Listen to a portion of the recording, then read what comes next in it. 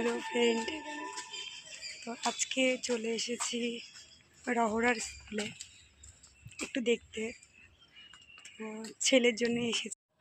তো এটা boarding school, যেটা হোম সেটা এটা। চলো তোমাদেরকে একটু ঘুরে দেখাই। এত সুন্দর একটা শান্তির পরিবেশ, এত শান্ত পরিবেশ, মানে মনটা জানি ভালো হয়ে যাচ্ছে। এটা সেই মন্দিরটা, কিন্তু মন্দিরটা আজ বন্ধ, নয় আজকে আর খোলা দেখতে পারবো না।